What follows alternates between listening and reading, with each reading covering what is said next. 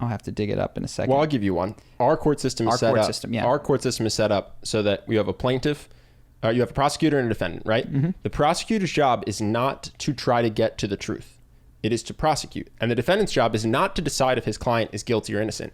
It is to the best of his ability to defend his client. And then the judge, having studied law, takes this person's best attempt to prove this person guilty, this person's best attempt to prove this person innocent, with all of the facts at their disposal over a long period of time, and then makes a decision.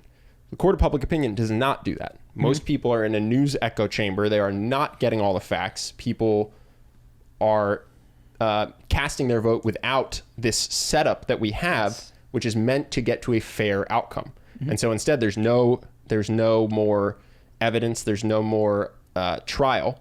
It's just, I read an article, I found it convincing, I cast my vote, which you would never allow a jury to do. You would never allow a juror to go, hold on, I don't need to hear any more from the defendant. I already know he's guilty. You can pause the evidence. I don't care.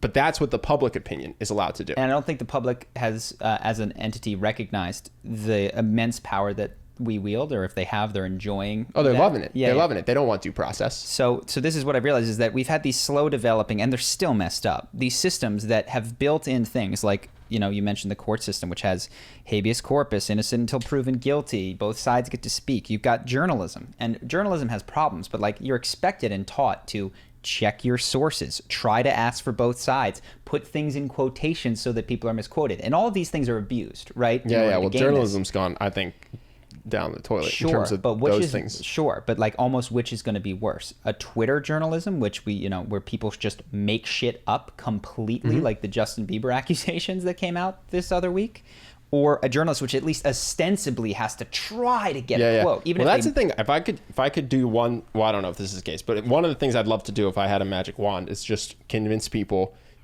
just because you read it online, it's not true. And in fact, you should assume it's false immediately. There was a Reddit post about this 14-year-old kid who pretended to have a brain tumor for karma. And then at the end, he said, edit, haha, you suckers. I don't have a brain tumor. I just love karma. Ha ha ha ha ha. And it's like, people were 100% convinced that this kid had cancer. And then in hindsight, you're like, well, it was obvious. He wasn't able to, couldn't define what a tumor is. This is happening. What people don't realize is this is happening to you all the time, but the people don't admit that it's fake. So I wish that people would just be more skeptical about everything that they read, listen to, watch when it comes to the internet, because so much of it is purposefully deceptive rather than trying to pursue truth. It's meant to convince you of whatever it's convincing you of.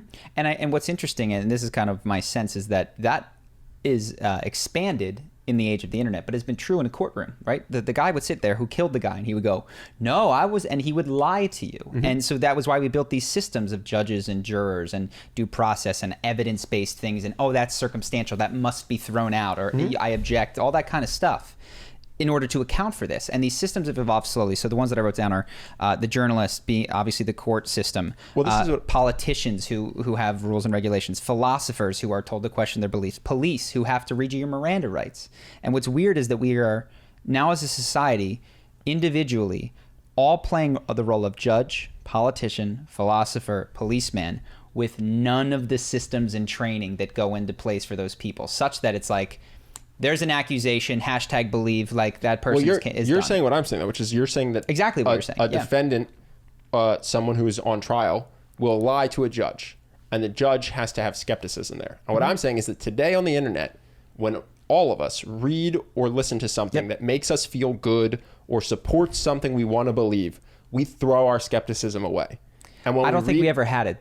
When we read or watch something that goes against what we believe, our skepticism is at 110%. And I think that's a very dangerous thing that everybody mostly is guilty of. And I think the number one thing that people could do is when they read something that makes them feel, yeah, I knew it. That's when you should be your most skeptical. And you read something that goes, this can't be true. You can still be skeptical, but you have to acknowledge this could be just as accurate as what would support you. Totally. You know what I mean? And I think that's the most dangerous thing, is that a judge is impartial and is equally skeptical. We hope. Well, that's what it's supposed to be, right? Equally skeptical of the prosecution and the defense. We are not like that in our own lives. We let in information that we like without a single skeptical thought. And as soon as something that we don't like is presented, we attack it with our full intellect. Yes. You know what I mean? And so I would say Yes, totally. And that's completely to be expected because we have been appointed to the role of judge without any training. We've been appointed to the role of philosopher and journalist without any training. We were just given a Twitter account and gone, tell everybody what happened. You know, it's like, do you need a source? Fuck no. Like, just say what you think. And weirdly enough, and this is, I think it'll ultimately can be a good thing because it's like, well, if you believe in the power of democracy, this is the people having power, but this is what untrained people that haven't understood the ways in which that power can be abused in the same way that the system had to slowly evolve to sort of counteract that. We just have a bunch of untrained judges, untrained police, and I don't mean the people in suits and uniforms. I mean all of us are out there just by the seat of our pants. So it's almost completely to be expected. So yeah, to me, I was like, wow, China doesn't have any of these problems despite the fact that they're literally harvesting the organs of a percentage of their population. And it's because there's no democracy. They haven't given those people any power. So it was just a way for me to reframe and be like, as much as I think that there's issues and there's been, what you would expect if the judge had no training and the philosopher had no training. But you can come up with certain helpful heuristics for yourself. Like, for instance, for me... Well, everyone needs them, and you're saying them. Well, what I'm saying is, like, if I see an article and their source is a Twitter...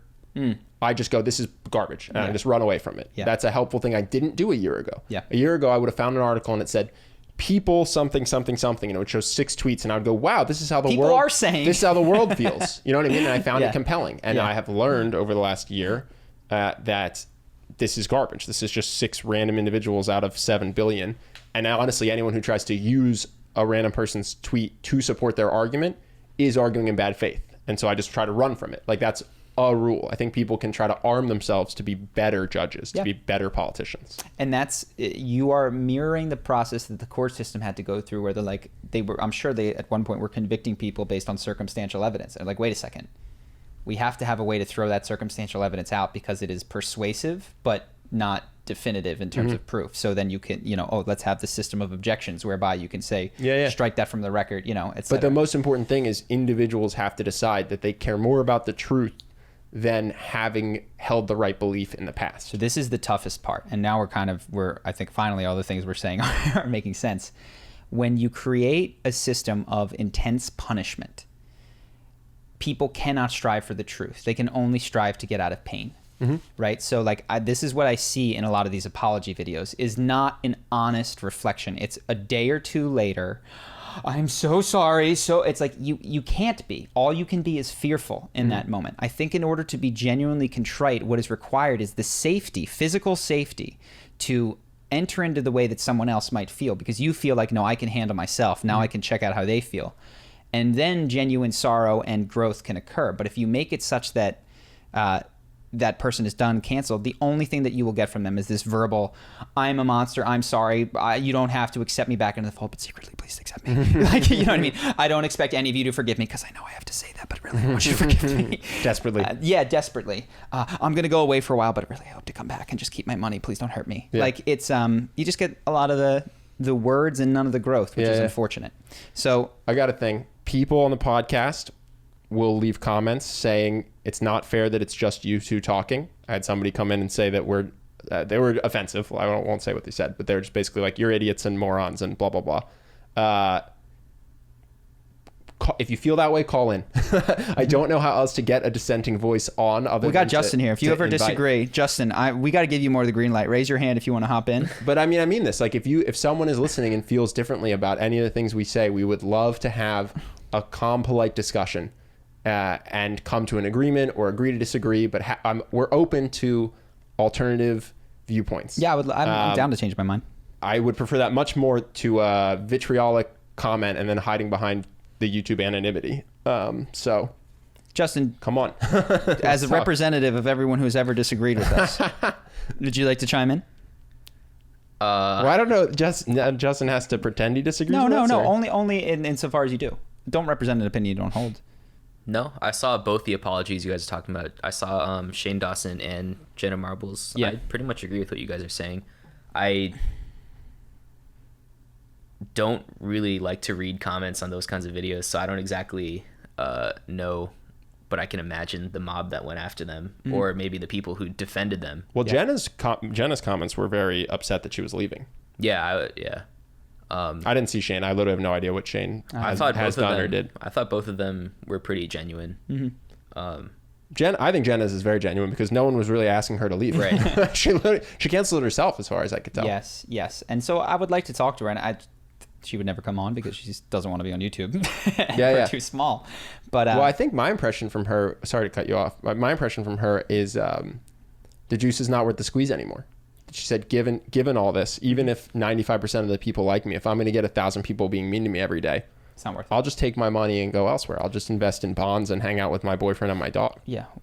What I would say to her is like, this isn't proof that you were a bad person.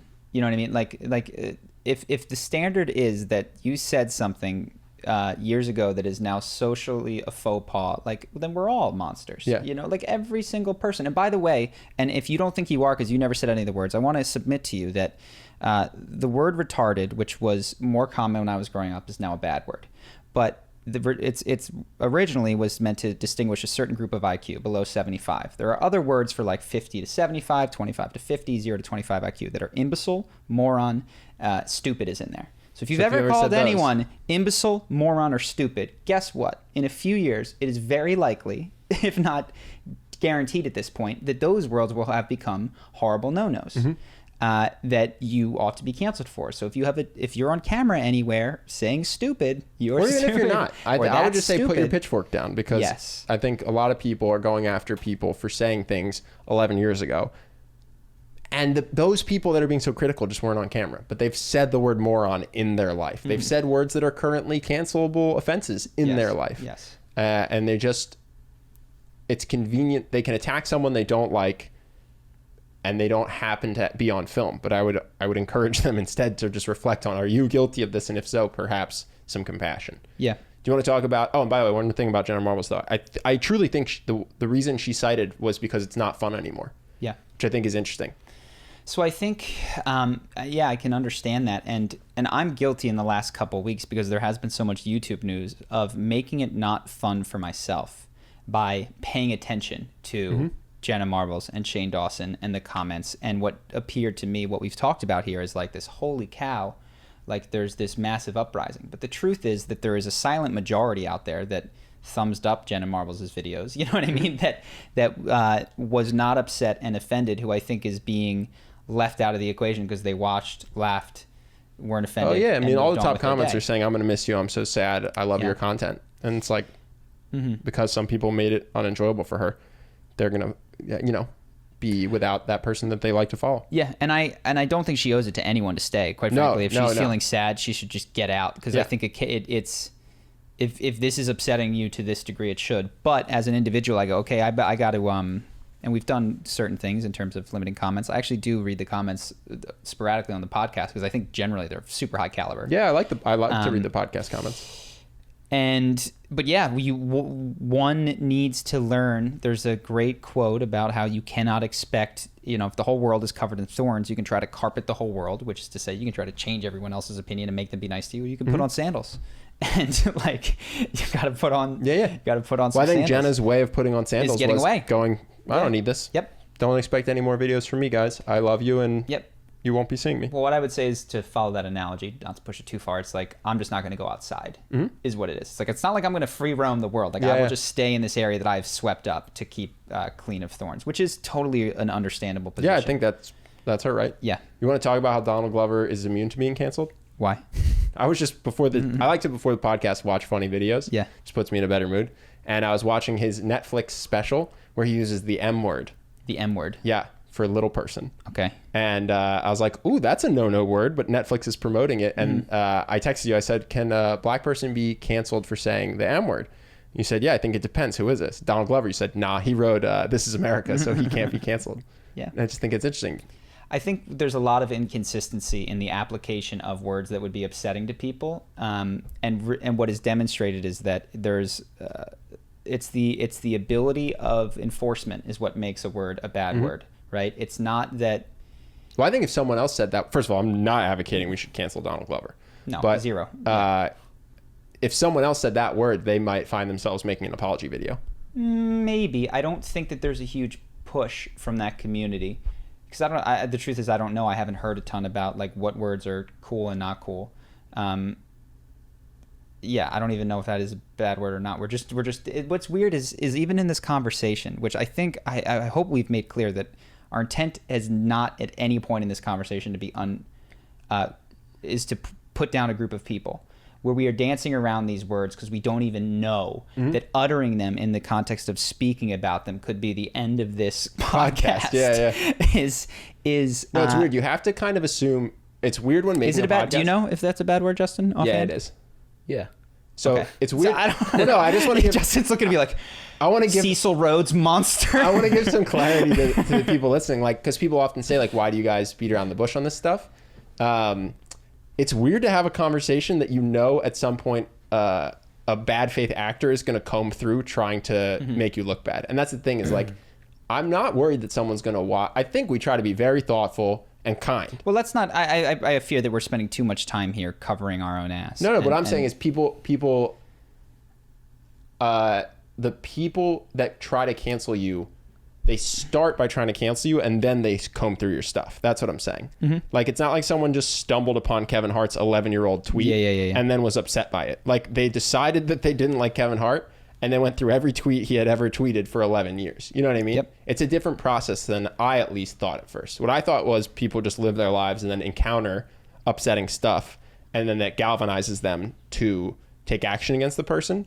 But I've come to see that that's not always the case. Normally what happens is somebody just decides that they have an agenda against a person, and then they go through with a very, very colored lens trying to find as much negative stuff as they can. Yes. You know what I mean? Yeah, no, it's she's a witch. Let's go find some evidence. Yeah.